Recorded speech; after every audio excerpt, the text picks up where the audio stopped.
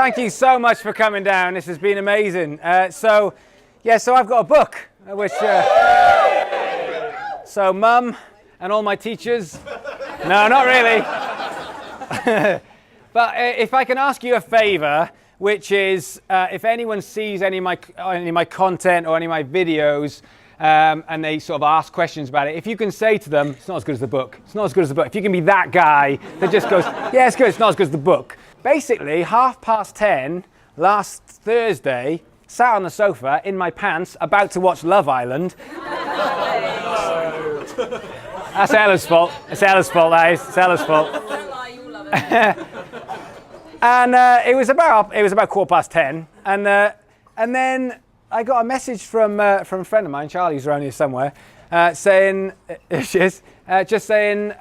congratulations, your book's out. And I was like, what? Like, no, it's not out. It's not out for another week.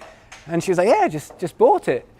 So it was all hell broke loose, and then I was literally messaging everyone. I messaged Katie, and I was like, the book's out, go, we gotta go. And then it was like panic to get the book out, and then the next day, we did a bit of work that night, just messaging basically anyone who was still awake, asking to just buy the book and just get on and spread the word. And we woke up the next day, and it got to number 3 in the Amazon bestseller for marketing and business, and then Siobhan, who I'll introduce you to in a minute.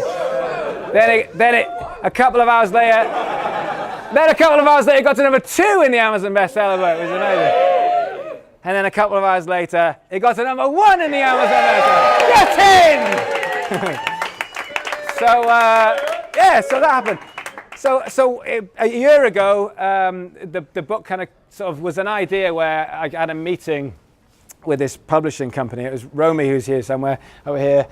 We've been talking about this idea of a book, and this publishing company had basically just said, so, we like this idea. If you write the book, like your socials, all had made sense. And I had to write this sort of business plan of the book.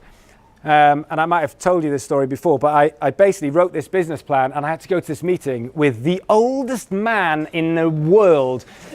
I mean, he was so old. He was just older than the sun. And I was basically sat with him, and he was sort of peering over his glasses, and he just kind of went, so literally the first question was like, what do you want to call your book? And he literally looked over his glasses and he went, okay, so for book name, you've put Fuck Plan B. And I was like, yeah. And he was like, do you mean F sort of apostrophe K? And I was like, no, I mean Fuck Plan B. And he just went, well, you can't. And I was like, it's my book. And he went, no, it's my book because we're paying you as the publisher. You can't do that. He's like, you will never get that book in Waterstones. And I was like, dude, my book's never going to get into Waterstones anyway. But at that point, I just thought, you know what? Every day I spend my life talking to musicians and bands and businesses about how you can do this stuff yourself. You don't need to have this establishment info. In fact, the establishment's kind of gone. The music industry, without banging too much about music, but the music industry is just a different place now. We have the power, we have the control, we have all of the control, and it comes down to how hard we can work and how creative we can be in order to be the masters of our own destiny. And so I just thought, well, why shouldn't I just do it myself and see if I can actually self-publish a book? The problem is the last book I read was Fantastic Mr. Fox, which I can say is a very, very good book. So I just thought I can't really write a book. So I found someone who could, and if I could just, Siobhan, you need to come up and say hello. So this is Siobhan.